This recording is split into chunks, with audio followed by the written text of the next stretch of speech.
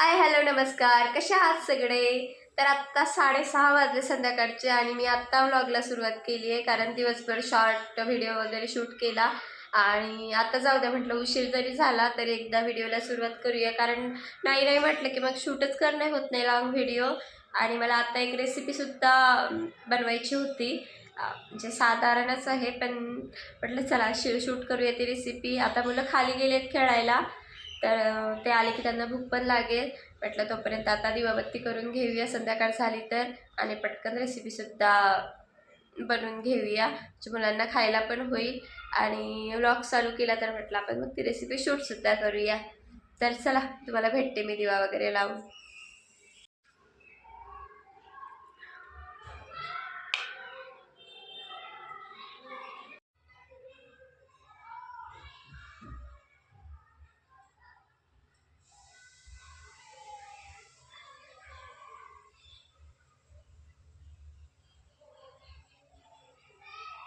दिवा वगैरे सगळं लावून घेतलंय मी. आणि दुपारी मी घरीच वडापाव बनवले होते, मी शॉर्ट व्हिडिओमध्ये टाकणारच आहे.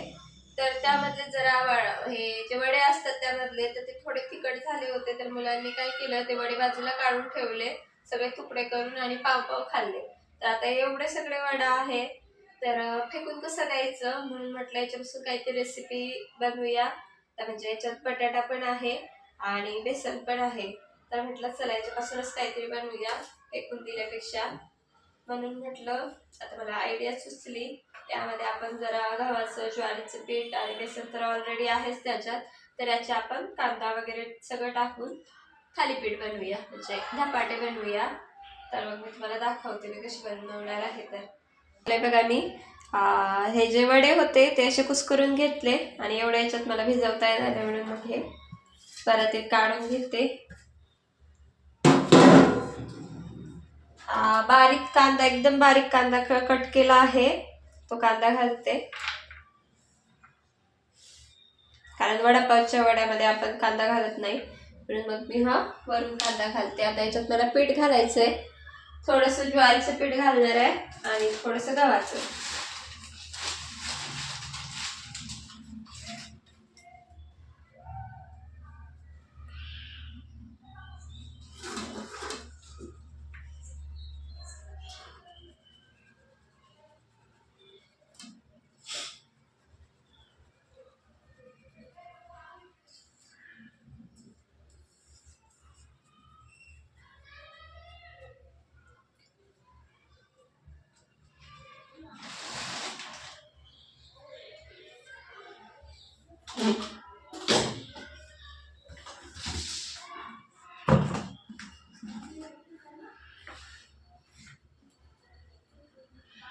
आणि हे थोडंसं गव्हाचं सुद्धा.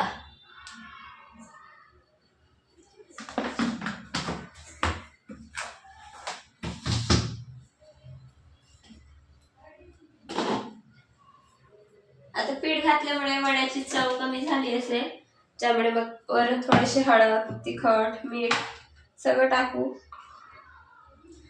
टाकून घेणार आहे. लाल तिखट,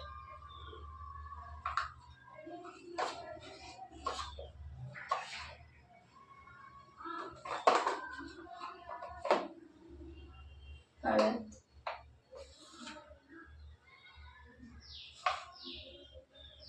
मीठ आणि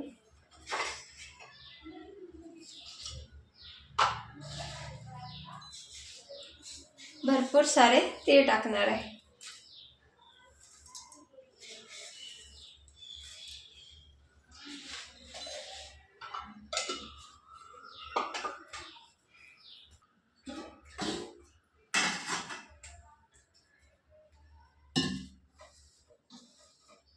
आता याला छान सैलसर भिजवून घेते, म्हणजे आपण धपाट्याला नाही का भिजवतो तसं, धपाटे थापायला जमले पाहिजे तसं.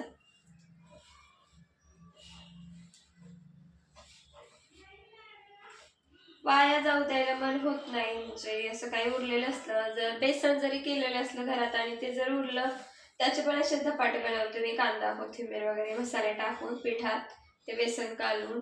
कारण मग एवढं विकत चालतो आपण सगळं आणि टाकून द्यायला मन होत नाही. त्याच्यामुळे मग मी अशी काहीशी रेसिपी ट्राय करत असते.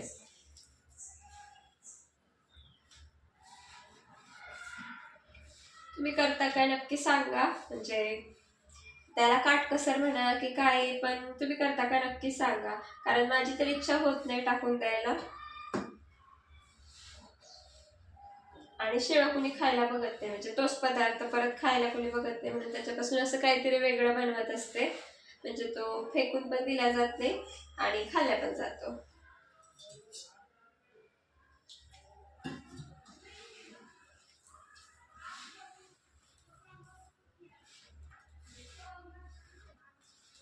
दुपारी फक्त आम्ही वडापाव खाल्ले, त्याच्यामुळे मुलांना पण भूक लागली असतील आता. म्हटलं पटकन ते खेळून येईपर्यंत नाही का बनवून घेऊया, आल्यावर घाई करतात ते जेवायला. हे बघा, असं काहीसं भिजवलंय मी, म्हणजे चपातीला आपण घट्ट मळतो त्यापेक्षा असं सैलसर भिजवायचं, म्हणजे आपल्याला धपाटे थापायला जास्त जड जात नाही.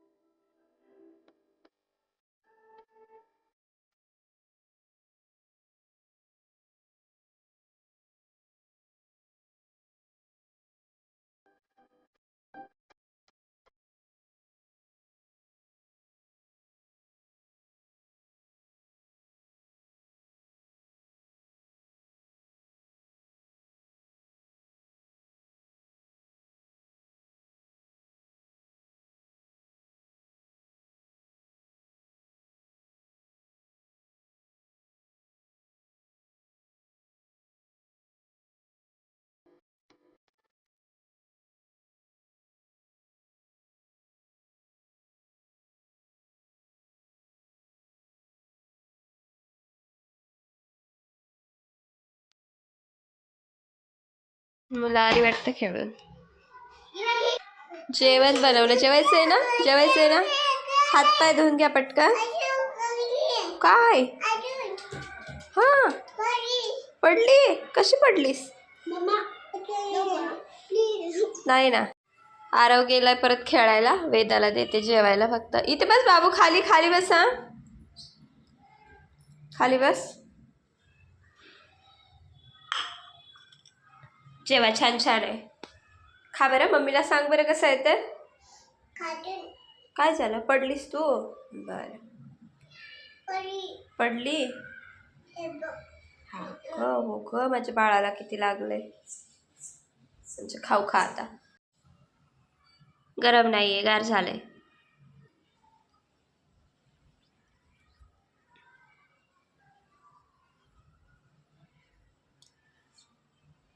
कसं आहे, कसं झालंय?